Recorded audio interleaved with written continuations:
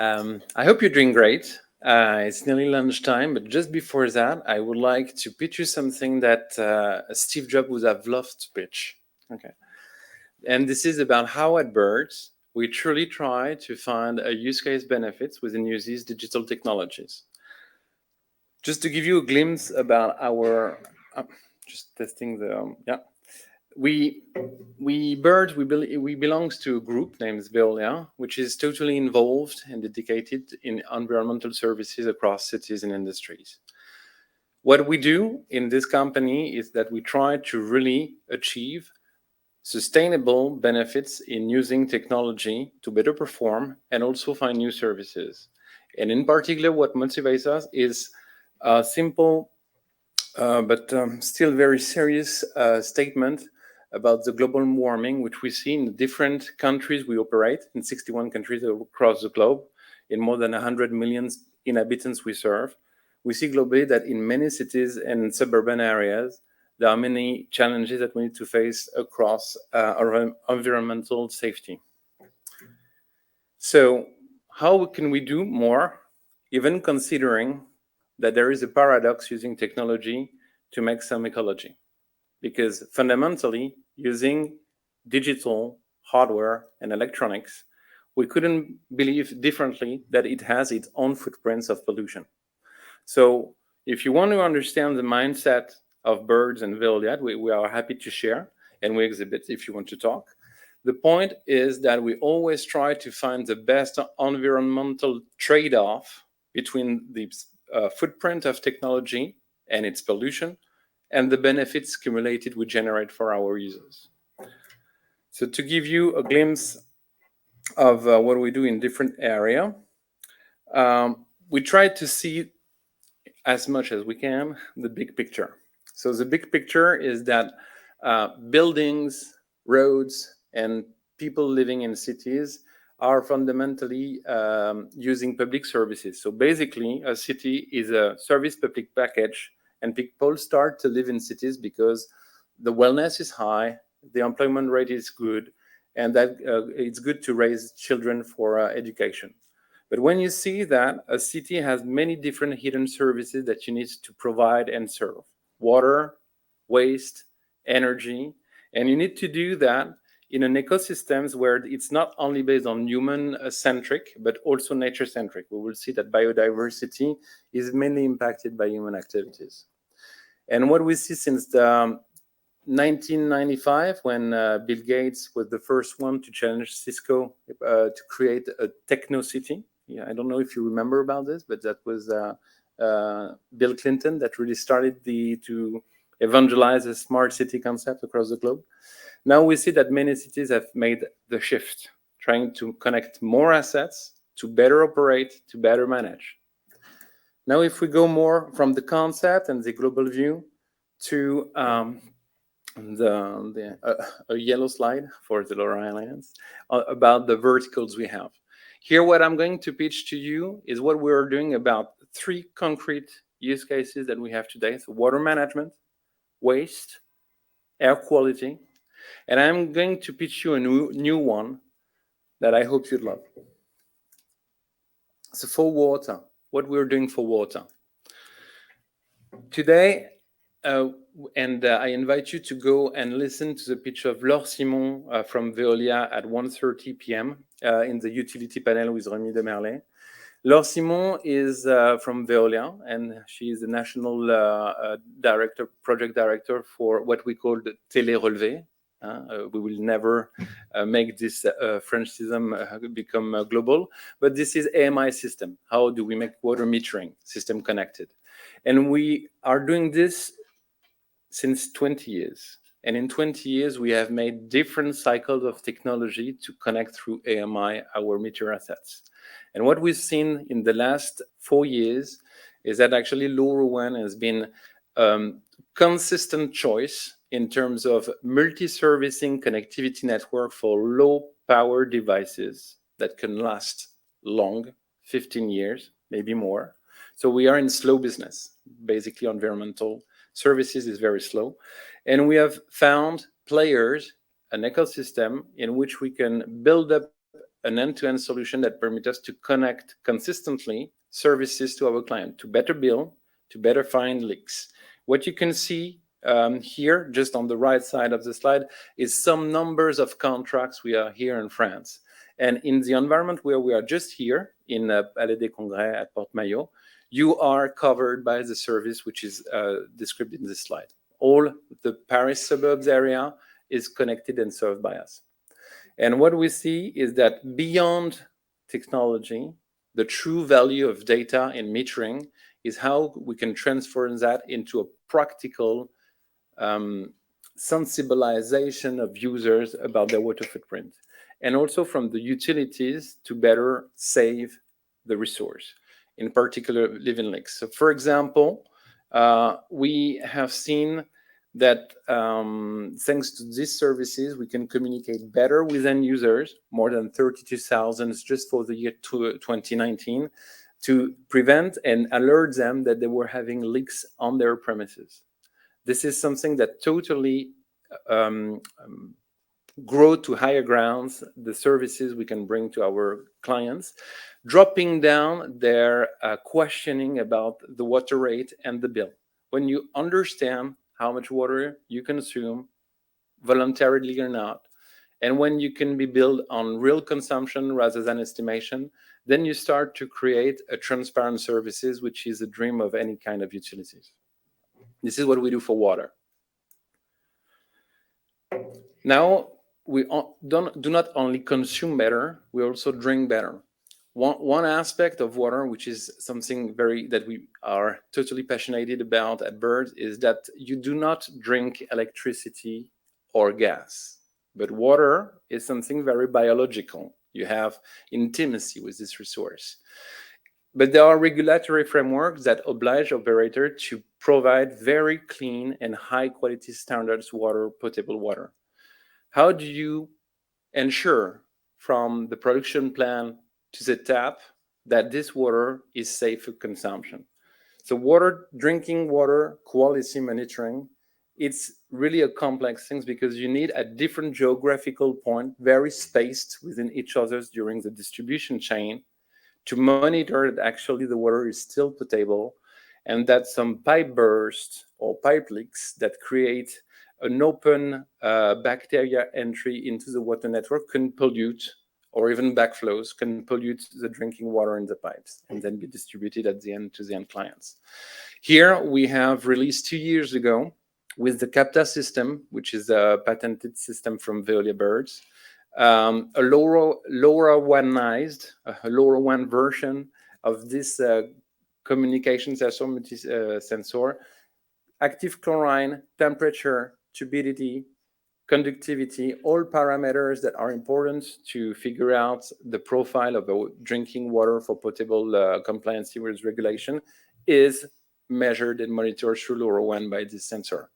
Come and visit our booth to have a better understanding and touch it to better feel what this product is about. And this is typically something that LoRaWAN has permitted to unlock as a digital value, is that this sensor now is connected to a multi-services LoRaWAN connectivity network in France and abroad. What we do for waste? Waste is a very complex vertical. There are many use cases. One that we know very well is how the different waste can be collected in cities. Here, this is a domain where we have strongly improved the different KPIs from the service. The basic elements and challenges about cities for this is that the cost of collecting waste is very high. An hour of a collecting vehicle, that collect your different garbages, an hour costs $150 just for an hour. And do you know how much lasts a collection route within an average city such as Paris, for example? Any ideas? From 10 to 11 hours for more than 100 trucks, I don't know the word, I forget it. The big cars.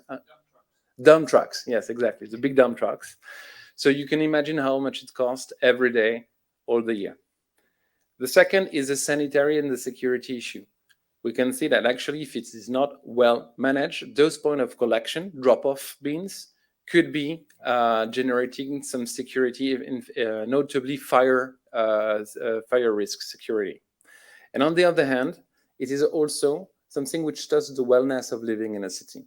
If it is not well collected, the waste can generate disturbances such as odor or even visual discomfort. And here, the goal is how all these different pains that the cities try to tackle can be leveraged up with a lean approach thanks to a LoRaWAN use case.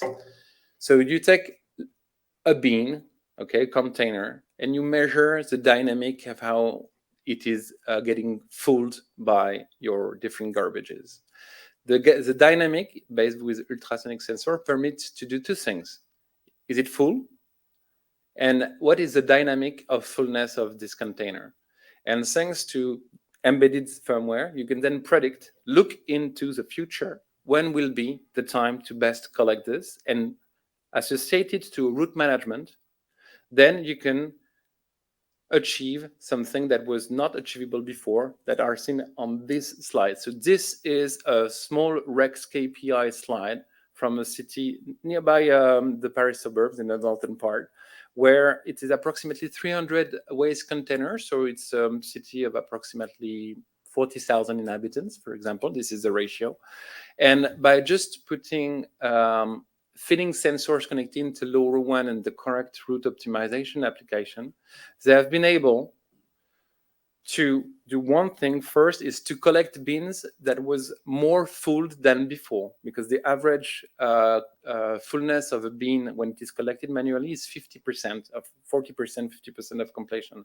Just by increasing the moment where you can unload it to the maximum, then you divide the number of lifts, so the number of time you collect. If you divide the number of lifts, the predictive maintenance on how there is some damages based on the hardware of the trucks. So the less you use them, the better they last. And because it is very expensive, then this is pure savings. And having some routes that you optimize where you need to pick up the bins rather than going on each, you reduce the time of the routes. Then you pollute less, you harm less the hardware, so it's more sustainable, and the time of optimized collection is reduced by 40%. So there is just a plus to do it. Or in the other end, when you can explain it properly to cities, it's pure economy. What we do for air.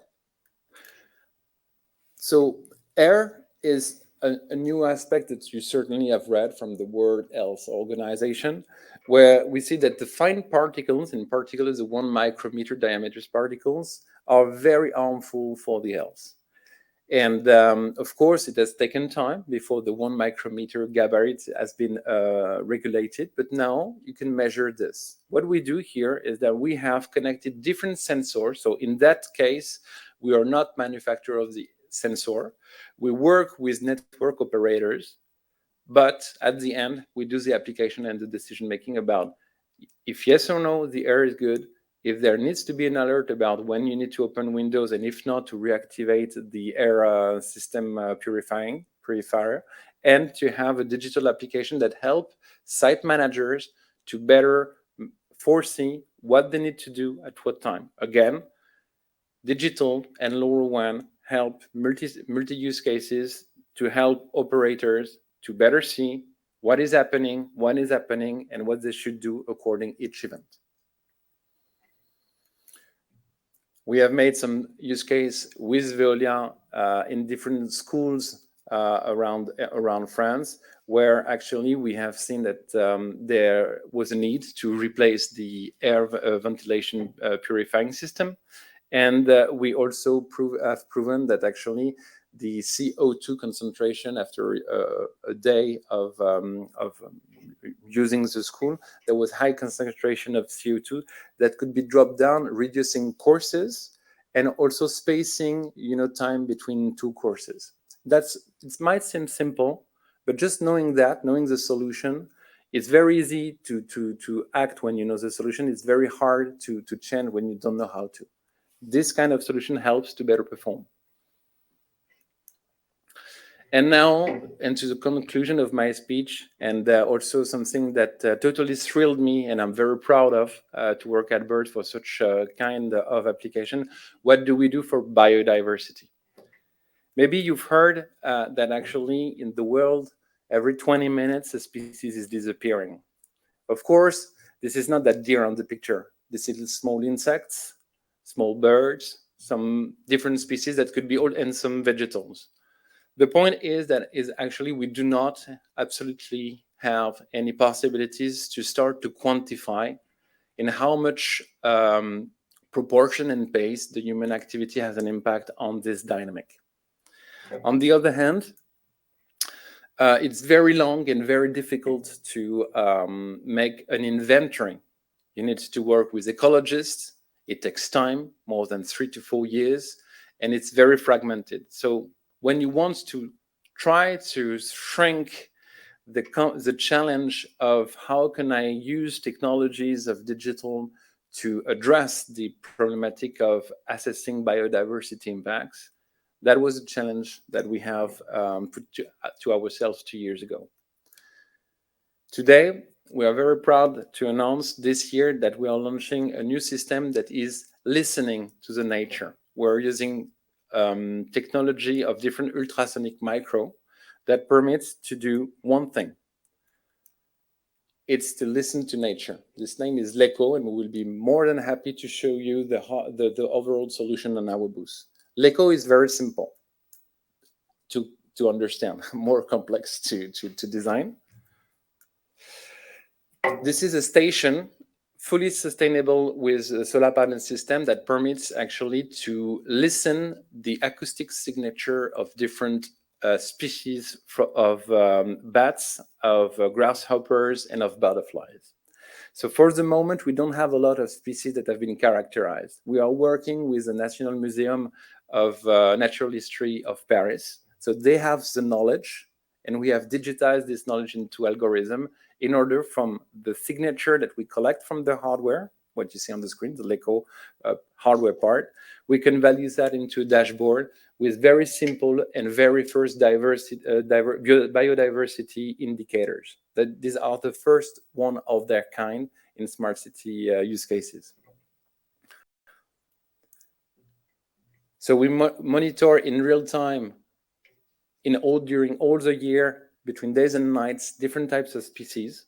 And according the particularities of general species versus specific species, we are able to measure the impact that, I don't know, a nuclear power plant, a new part of the city being built, or even just the strategy of public lighting that could impact, I would say, night species that could not live any longer nearby urban area. All this can now be quantified, can now be shared, and be part of a decision-making at a city council. So the awareness is raising, and I really hope that in this raising awareness, you would be numerous to come and see us at our booth. Thank you very much.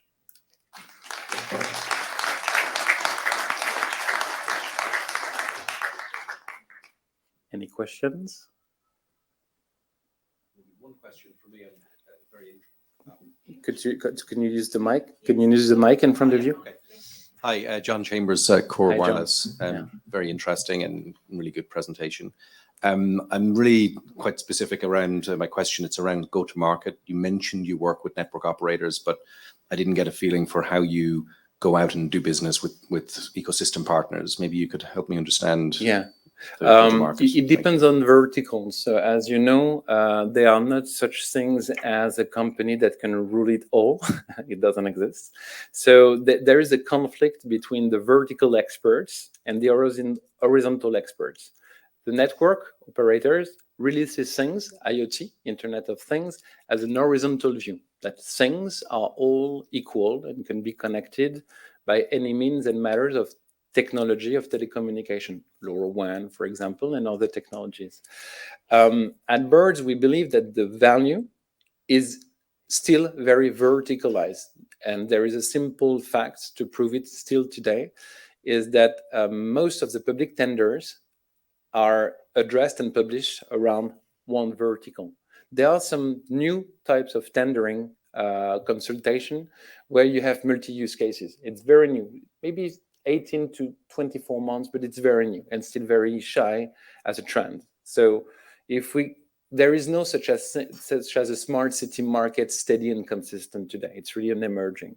So in order to live in between and to prove that you can grow at scale, you cannot be a specialist into only one brick of the digital value chain. At Birdz, we simplify things in 4 bricks, let's say 5 to the end. But the solution digital, I would say, breakdown, it's a sensor, a connectivity, a data platform, and an application to render it actionable. And what we do at Birdz is that we try to have a modular approach with the ecosystem. If a use case cannot be addressed according acceptable data service level agreements and quality of service, we go end to end. So from the sensor to the packaging of the overall service. And when we find players and partners which we share the same understanding of the complexity to be very low, not low cost, but balanced in the TOTEX, okay, capital versus capital expenditure and operational expenditure, then in that case, we share liabilities. We share assessment and qualification of the overall system. And then after, we trust each other. And it's very hard when one of the player we have built up a trust with do not go as long as we would like them to go. So we are prepared to all cases. Most of the time, we prefer now to work with public operators because it makes the public offering even more acceptable by the city council because they know that they are not locked in to one system.